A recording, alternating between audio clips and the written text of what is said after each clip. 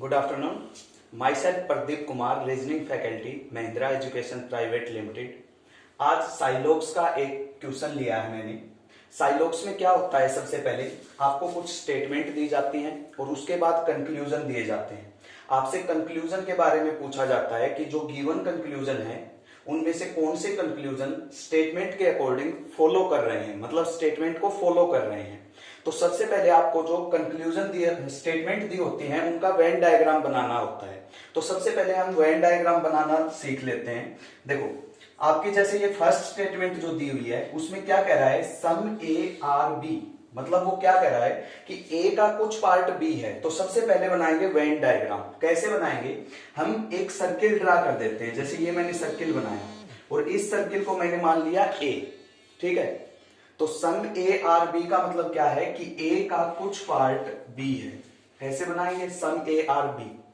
उसके बाद क्या करेंगे, ए का कुछ पार्ट हमने बी बना दिया, ये रिप्रेजेंट कर रहा है सम ए आर बी को। उसके बाद कह रहा है no B are C. No B are C का मतलब क्या है कि कंप्लीट जो बी है वो सी नहीं है। तो ये वेन डायग्राम बनेगा। नो बी मतलब ये बी जो है ये पूरे का पूरा सी नहीं है। ये रिप्रेजेंट कर रहा है कि बी का कोई भी पार्ट सी नहीं है, नो बी आर सी। उसके बाद दे रखा है all C are D. All C are D मतलब ये कंप्लीट सी जो है ये डी की डी है।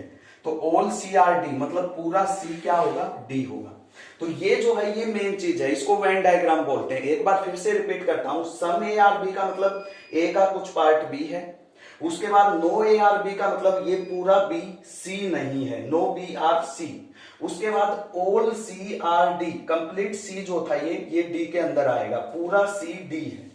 उसके बाद आते हैं कंक्लूजन पे। देखो कंक्लूजन कैसे ड्रा करेंगे। सबसे पहले क्या कह रहा है, some A are not C is a possibility. पहला कंक्लूजन जो है वो है पॉसिबिलिटी से रिलेटेड। पॉसिबिलिटी का मतलब क्या होता है कि पॉसिबल है, भाई कंफर्म नहीं है। पॉसिबिलिटी का मतलब यह है कंफर्म सही भी नहीं है और कंफर्म गलत भी नहीं है, मतलब हो सकता है, वो पॉसिबिलिटी होता है। ठीक है, तो देखो सम ए आर नॉट सी, आप पहले ये चेक करो, सम ए आर नॉट सी। देखो ये ए है और ये बी है। उसने क्या कहा था स्टेटमेंट में कि पूरा बी सी नहीं है, मतलब ये पूरे का पूरा बी जो है ये सी नहीं है। इसका मतलब ये पार्ट भी सी नहीं होगा क्योंकि ये बी के अंदर ही है। और इस पार्ट को मैं सम ए भी बोल सकता हूं, मतलब ये पार्ट जो है ये वाला पार्ट ये सी नहीं है। इसका मतलब ए का कुछ पार्ट सी नहीं है। सम ए आर नॉट सी मतलब ए का ये वाला पार्ट कुछ पार्ट सी नहीं है। मतलब ये चीज क्या है, some A are not C definite true है। लेकिन ये पॉसिबिलिटी में दे रखी है। भाई पॉसिबिलिटी में तो तब होता जब ये न तो डेफिनेट ट्रू होता न डेफिनेट फॉल्स। लेकिन सम ए आर नॉट सी, ए का कुछ पार्ट सी नहीं है, ये डेफिनेट ट्रू है, इसलिए इसकी पॉसिबिलिटी नहीं बन सकती, मतलब ये गलत है क्योंकि पॉसिबिलिटी में नहीं हो सकता जो चीज डेफिनेट ट्रू है। ठीक है, नेक्स्ट देखो सम डी आर ए। अब क्या कहता है, सम डी आर ए, डी का कुछ पार्ट ए है। अब देखो उसने बोला था स्टेटमेंट में ए का कुछ पार्ट बी, पूरे का पूरा बी सी नहीं है और पूरा सी डी नहीं है। और पूछ लिया यहाँ डी और ए के बारे में, मतलब वो कह रहा है कि डी का कुछ पार्ट ए है या नहीं। तो देखो डी का कुछ पार्ट ए बन भी सकता है और नहीं भी। मतलब ये चीज क्या है, न तो इसको आप डेफिनेट ट्रू बोल सकते हैं न डेफिनेट फॉल्स, क्योंकि डी का पार्ट ए में मिला भी सकते हो आप, ऐसे इसको मिला लो बढ़ा करके। ठीक है, डी को आप ए में भी ले जा सकते हो और डी को आप कुछ पार्ट बी में भी ले जा सकते हो। तो ये चीज कंफर्म नहीं है, और कंफर्म जो नहीं होता वो क्या लेते हैं, हम रोंग लेते हैं। ठीक है, क्योंकि इसमें पॉसिबिलिटी की बात नहीं हो रही, तो इसलिए ये क्या हो जाएगा, सेकेंड कंक्लूजन रोंग हो जाएगा। थर्ड कंक्लूजन में क्या कहता है, all A can be D. देखो कैन का मतलब भी क्या होता है, पॉसिबिलिटी। क्या कह रहा है कि all A can be D, क्या कह रहा है कि पूरा ए डी हो सकता है क्या, बिल्कुल हो सकता है। देखो एक बात सुनो, डी के अंदर पूरे का पूरा ए भी आ सकता है, डी के अंदर पूरे का पूरा बी भी आ सकता है। ए जो है वो पूरा सी में नहीं जा सकता और बी पूरा सी में नहीं जा सकता, क्योंकि नो जो था वो बी और सी में था, ए और डी में तो कुछ था ही नहीं। तो उसने पूछा है all A can be D, can हाँ हो सकता है, पॉसिबिलिटी है, डेफिनेट नहीं है लेकिन पॉसिबिलिटी है। और कैन किसको रिप्रेजेंट करता है, पॉसिबिलिटी को। तो all A can be D क्या हो जाएगा, ट्रू। मतलब इस क्वेश्चन का आंसर क्या है, ओनली 3 फॉलो। ठीक है, एक और क्वेश्चन लेते हैं। अब की बार जो क्वेश्चन होगा वो होगा ओनली ए फ्यू पे, ठीक है। आजकल न्यू पैटर्न पे क्वेश्चन आते हैं ओनली ए फ्यू से रिलेटेड, तो next question only a few पे करेंगे। चलो ये नेक्स्ट क्वेश्चन है। Next question only a few पे है। तो देखो ओनली ए फ्यू का मतलब क्या होता है, पहले तो ये समझो। Only a few, only a few का मतलब होता है सम विद सम नोट। मतलब इसमें दोनों चीजें होंगी, सम भी होगा और सम नोट भी, ठीक है। जैसे फर्स्ट जो दे रखा है statement only a few A are B, इसका मतलब some A are B and some A are not B, मतलब दोनों चीजें होंगी। कुछ ए बी भी होगा और ए का कुछ पार्ट ऐसा भी होगा जो बी नहीं है। मतलब ये है ऑल ए बी नहीं हो सकता, ठीक है। तो कैसे बनाएंगे Venn diagram, some A are B, ये तो बन गया सम ए आर बी, क्योंकि ओनली ए फ्यू में क्या है, सम भी बनाना है और सम नोट भी। और दूसरा क्या है, some A are not B, मतलब ए का कुछ पार्ट भी नहीं होगा। तो ये मैंने ड्रा कर दिया कि ए का कुछ पार्ट भी नहीं होगा। कहने का मतलब ये है आप ऑल ए आर बी नहीं बना सकते, क्योंकि अगर ऑल ए आर बी बनाओगे तो सम नोट कहां से लेके आओगे, ठीक है। तो ओनली ए फ्यू में some A are B, some A are not B, दोनों चीजें इंक्लूड होंगी। उसके बाद नो ए आर सी, तो वो तो सिंपल है, नो ए आर सी, ए पूरे का पूरा सी नहीं है, ठीक है। तो ये वेन डायग्राम।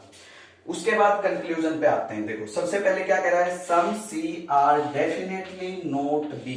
तो देखो क्या कह रहा है, some C are definitely not B, C का कुछ पार्ट पक्का भी नहीं है। डेफिनेटली का मतलब ये है कि कंफर्म भी नहीं है। अब मुझे एक बात बताओ, ये सी है, ये बी है, क्या मैं इस सी को उठाकर पूरे का पूरा बी में ले जाऊं तो हमारी स्टेटमेंट पे कुछ फर्क पड़ेगा? नहीं पड़ेगा। कैसे नहीं पड़ेगा, देखो ये मैंने सी यहां पे ले गया, मैं ऐसे बना दिया इसको और इसको रखा अलग ऐसे, तो अब स्टेटमेंट पे तो कोई फर्क नहीं पड़ रहा। Only a few A are B, तो ए का कुछ पार्ट बी है और कुछ पार्ट बी नहीं है। नो ए आर सी, ये देखो ए सी नहीं है। तो इसका मतलब ये है कि मैं सी को कंप्लीट को बी के अंदर लेके भी जा सकता हूं और नहीं भी, अपनी मर्जी है। मतलब ये क्या है, पॉसिबल है। Some C are not B बन भी सकता है, नहीं भी। अगर मैं सी को बी के अंदर लेके गया तो सम सी आर नोट बी गलत हो जाएगा, और अगर मैंने अलग रखा तो सम सी आर नोट बी सही हो जाएगा। लेकिन वो क्या कह रहा है कि सी का कुछ पार्ट भी नहीं होगा, ये डेफिनेटली है। तो डेफिनेटली तो बिल्कुल नहीं है, हम बना भी सकते हैं, नहीं भी, मतलब ये पॉसिबिलिटी में है, और उसने इसको डेफिनेट बोला है, तो इसलिए ये रॉन्ग हो जाएगा, ठीक है। नेक्स्ट में क्या कहता है, all B can never be C. क्या कहता है कि पूरे का पूरा बी कभी भी सी नहीं हो सकता, ठीक है। अब एक बात बताओ मुझे, ये बी है, ये सी है, all B can never be C, क्या मैं पूरे बी को, सॉरी ये बी है ये सी है, क्या मैं पूरे बी को सी के अंदर पुट कर सकता हूं? देखो पूरे बी को सी के अंदर पुट करने का मतलब ये है कि इस बी को उठाया कंप्लीट और सी के अंदर रखा। अगर मैं इस बी को कंप्लीट उठाऊंगा सी के अंदर रखूंगा तो क्या ये पार्ट साथ में जाएगा या नहीं जाएगा? बिल्कुल जाएगा, क्योंकि बी के अंदर ही आता है ये पार्ट। और अगर ये पार्ट सी के अंदर चला गया, इसका मतलब ये है कि ए का कुछ पार्ट सी के अंदर चला गया, क्योंकि ये पार्ट तो कॉमन है, ए का भी है बी का भी है।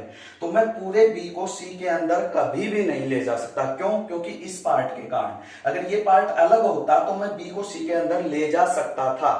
तो all B can never be C, पूरा बी कभी भी सी नहीं बन सकता, क्योंकि ए का पार्ट सी के अंदर नहीं जा सकता, ठीक है। तो इसलिए all B can never be C ये बिल्कुल सही है, पूरे बी को आप कभी भी सी नहीं बना सकते इस पार्ट के कारण। तो इसका मतलब सेकंड कंक्लूजन सही है, पहला कंक्लूजन गलत है। तो आपका आंसर होगा ओनली कंक्लूजन टू फॉलो, ठीक है। तो ये ओनली ए फ्यू आजकल बहुत पेपर में पूछा जाता है, तो आपको सीधा सीधा यही ध्यान रखना है कि ओनली ए फ्यू जब भी आए तो आपको दोनों चीजें बनानी है, सम भी और सम नोट भी। मतलब जैसे मैं बोलूं only a few cats are dog, तो क्या करोगे, some cat are dog but some cat are not dog, मतलब दोनों चीजें। मैं कहूं only a few boys are girls, तो कुछ बॉय गर्ल्स हैं और कुछ बॉय गर्ल्स नहीं हैं, मतलब ऑल बॉयज आर गर्ल्स नहीं हो सकते। तो ये फंडा होता है ओनली ए फ्यू का। तो ये दो क्वेश्चन थे साइलॉग से रिलेटेड। तो thank you, have a nice day. चलिए साइलॉग्स पे एक क्वेश्चन और, थर्ड क्वेश्चन आज का। देखो क्या कहता है, स्टेटमेंट फिर से और कंक्लूजन, 3 स्टेटमेंट 3 कंक्लूजन। देखो कोई जरूरी नहीं है कि आपको 2 स्टेटमेंट 2 कंक्लूजन मिले, 3 भी हो सकते हैं स्टेटमेंट 3 कंक्लूजन, 4 स्टेटमेंट 3 कंक्लूजन, कितने भी स्टेटमेंट और कितने भी कंक्लूजन मिल सकते हैं। सबसे पहले हमें स्टेटमेंट का क्या करना है, वेन डायग्राम बनाना है सेम, ठीक है। सम ए आर बी, तो देखो क्या करोगे, ए का कुछ पार्ट बी है तो आपने ये ए बनाया, इसका कुछ पार्ट बी के अंदर बना दिया, तो सम ए आर बी, ठीक है। नो बी आर सी, मतलब पूरे का पूरा बी सी नहीं है। यहां तक तो सिंपल बातें थी। अब ये जो थर्ड स्टेटमेंट है इसको थोड़ा सा ध्यान से समझना, इसमें मैंने दिया है only, only C are D. अब ध्यान से सुनो, जब भी आपको ओनली स्टेटमेंट में मिले आप उसको चेंज कर लो ऑल में, मतलब इसको आप ओल डी आर सी कंसीडर करो, ओल डी आर सी। लेकिन एक कंडीशन है, जब आप ओल डी आर सी बनाओगे तो आपको एक चीज और ध्यान रखनी है कि डी जो है वो सिर्फ सी में होगा, उसके अलावा डी किसी के साथ अटैच नहीं हो सकता। मतलब ओल डी आर सी मतलब पूरे का पूरा डी सी है, तो आप कैसे बनाओगे, all D R C, D C के अंदर। लेकिन ये डी न तो ए के साथ अटैच हो सकता, न डी बी के साथ अटैच हो सकता, क्योंकि ओनली वर्ड लगा है। ओनली का मतलब होता है सिर्फ। तो आप क्या करो, इस डी को ऐसे डार्क कर दो थोड़ा समझने के लिए कि डी जो है वो किसी के साथ नहीं मिक्स होगा, सिर्फ सी के साथ रहेगा, ठीक है। समझ में आया। ओनली को कुछ नहीं करना, ओनली को ऑल में कन्वर्ट करो। लेकिन एक चीज ध्यान रखनी है, पीछे वाला आगे आएगा। जैसे ओनली सी आर डी है तो ओल डी आर सी करोगे, ओनली ए आर बी है तो ओल बी आर ए, ठीक है। अब देखो कंक्लूजन पे आते हैं। सबसे पहले बोला उसने सम डी आर ए, कहता है कि डी का कुछ पार्ट ए। मैंने अभी अभी क्या बताया था कि डी जो है वो सिर्फ सी में होगा, न तो ए में जा सकता न बी में। वो कहता है सम डी आर ए, डी का कुछ पार्ट ए है, तो बिल्कुल गलत है, क्योंकि ओनली वर्ड था तो ओनली का मतलब डी सिर्फ सी में रहेगा, सी के अलावा कहीं नहीं जाएगा। और वो कह रहा है कि सम डी आर ए, डी का कुछ पार्ट ए है, बिल्कुल नहीं हो सकता। न तो डी का कुछ पार्ट ए हो सकता, न डी का कुछ पार्ट बी हो सकता, डी सिर्फ और सिर्फ सी रहेगा। तो इसलिए फर्स्ट कंक्लूजन डेफिनेटली रॉन्ग, बिल्कुल गलत है। Second conclusion, some A are not C. देखो ये ए है, कहता है कि इस ए का कुछ पार्ट सी नहीं है। अब ध्यान से सुनना, इस कंक्लूजन में काफी लोग कंफ्यूज रहते हैं, तो कैसे करोगे। देखो उसने क्या बोला है, सम ए आर नॉट सी। मैं 2 मेथड बताता हूं इसको करने के। सबसे पहला मेथड तो ये है, अगर आपको कंफ्यूजन हो ना कभी भी सम नोट में, इसको सम नोट बोलते हैं, आप सबसे पहले ओल चेक कर लो, ओल, ठीक है।